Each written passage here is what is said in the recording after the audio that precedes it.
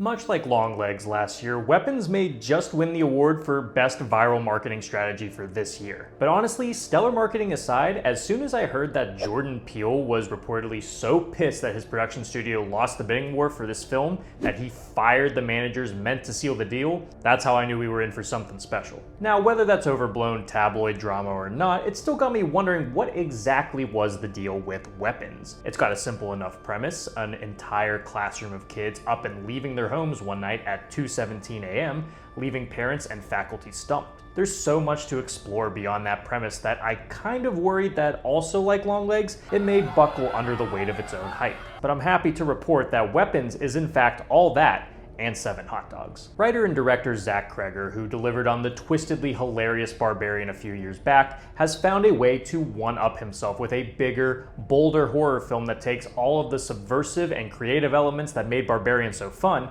and up it tenfold. This is yet another film that is far more than what it seems, breaking the mold of what you expect from modern horror thanks to a fun and energetic filmmaking style that also remembers to be a capital M movie. I'm talking interesting, grounded, and realistic characters, a smartly weaving narrative, and a sometimes unexpected but effective sense of humor. Yet it knows when to be tense, haunting, and frightening in both the visual and metaphorical sense. I've seen a lot of people say that this movie isn't about anything, and that couldn't be farther from the truth. Is it always the most airtight and clean metaphor? No, but that doesn't mean there's nothing to take away from here. This is one of those films that I would truly call a modern horror movie, and I can't wait to talk about it with as little spoilers as possible.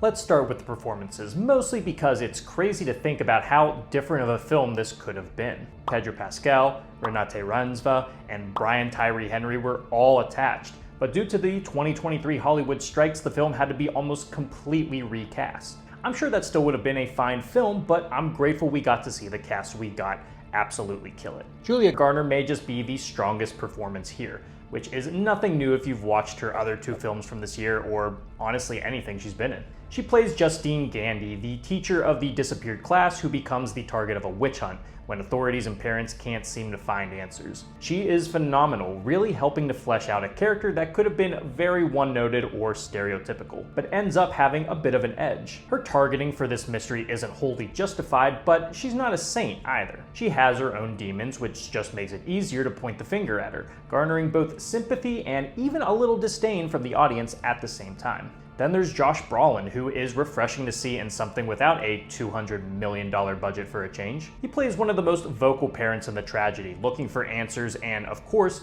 wrestling with the regret of what was or wasn't said before his son's disappearance. Very emotional and very understandable why he's looking to find a culprit as soon as he can, hoping to direct his pain into an anger that he probably knows won't fulfill him. These 2 are the main stars, but I was completely blindsided by some of these standout supporting performances. Alden Ehrenreich plays a pathetic cop with a complicated romantic relationship with Justine, who ends up having one hell of a self-destructive 48 hours. He has a moment where his emotions severely get in the way of solving this mystery, and I think it'd be fair to draw some commentary on officers acting on emotions rather than duty from this kind of characterization. There's also a tweaked out thief played by Austin Abrams, who is actually one of the few original cast members to stay on the project. Simply the funniest performance of the film. Just a detestable guy who gets what's coming to him due to his selfishness. Benedict Wong also plays a school's principal in such a sweet and earnest performance, but that's not what you're gonna remember him for. What this man does with his eyes is nothing short of frightening. And finally, gotta give it to Carrie Christopher, who plays Alex, the one kid from the class that didn't disappear. Simply one of the best child actor performances I've seen from horror in a while, along with one of the most smartly written as well.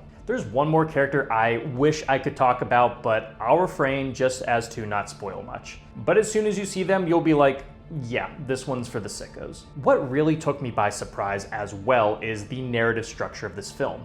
Weapons is told in a fractured, non-linear manner that constantly shifts perspectives from one character to another, very reminiscent of a film like Magnolia. It's a ton of fun, controlling the release of information that can also add clarity to elements of previous scenes. It also uses this in a very similar way to Barbarian, completely upending the narrative to throw you for a loop in a way that subverts you but still makes sense. It does kind of make the film feel a little longer than it is, as we continuously see the same day through different eyes, but it never felt like it was dragging. That is thanks in part to the absolute mastercraft in filmmaking and storytelling happening here. There's a ton of smart and creative uses of the camera, especially in a lot of intense scenes of running and driving. Frenetic isn't the right word, but there's still a noticeable energy behind it, and it really feels like it's being used as a tool to tell the story rather than just show it. And a lot of these high intensity scenes are capped with absolutely brutal displays of violence that's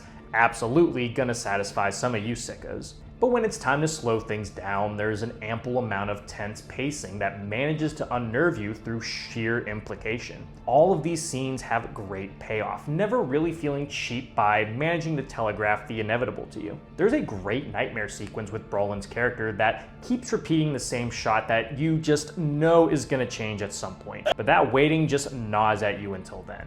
And like most of us probably would, Brolin awakens in a sweat with a loud, "What the fuck?" Much like Barbarian, this thing is surprisingly super funny, though not to a point where you could call it a horror comedy. In truth, it uses comedy to ground the characters and make them more relatable, or in some cases apply a moment of levity when things have been quite heavy. Somehow the film avoids tonal whiplash, mostly because it becomes apparent that it's aiming to be a crowd-pleasing film, unlike most elevated horror films that kinda just want you to soak in the despair. Because of that, the vibe I got from this was a bit of a mix of Sam Raimi and even Steven Spielberg, managing to balance the humorous and the grotesque with moving and layered characters that drive home the realness of what's happening. So, what does it all mean? What's the greater metaphor behind it all? Because every critically acclaimed modern horror movie needs one, right? It feels very obvious that the events of the kid's disappearance is supposed to be very parallel to the tragedy of school shootings. I mean, at one point it's literally beating you over the head with that notion. An entire classroom is gone and everyone is left to wonder why. A senseless act needs to have someone responsible, but even that's not good enough. How did we get to this point?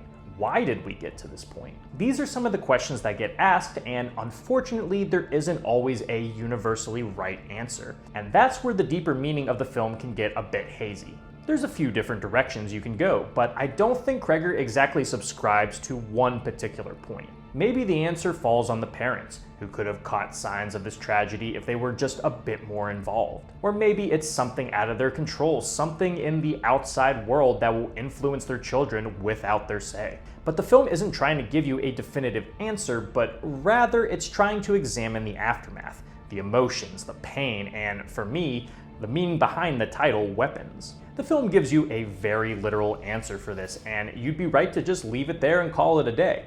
But for me, I think you could also view the act itself as the weapon. Tragedy has always and will always be used to make a statement about something.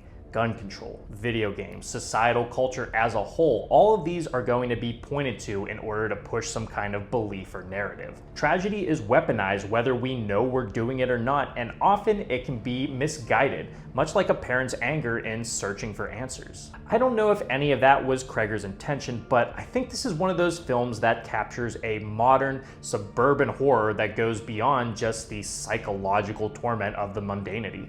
But even if I'm just pulling meaning out of my ass, this is still a highly entertaining and effective horror movie. At times, it may feel like that's all it's trying to be, which may actually work to make it a little less alienating to those who aren't a fan of the more modern stylings of horror. Maybe it isn't as full circle as it could have been, and maybe the ending is a case of you either loving it for its crowd-pleasing wrap-up, or hating it for going against the ideas it had put in place, but I highly implore you to see this regardless. Kreger has cemented himself as a modern force that can stand among the likes of Peele and Eggers, and I cannot wait to see what he does next. Even if it's a Resident Evil movie. 7 times the charm, I guess? For my rating, I'm giving this film 4 dinner bells out of 5, though I'm interested to see how it sits on a rewatch and where it lands by year's end. Guys, thank you so much for tuning into this episode of the Martini Shot. Sorry there is no cocktail as I'm about to be traveling and wanted to put this video out there before then. But if the idea of movie-themed cocktails interests you, I would love it if you left a like and hit the subscribe button for more drinks and more reviews.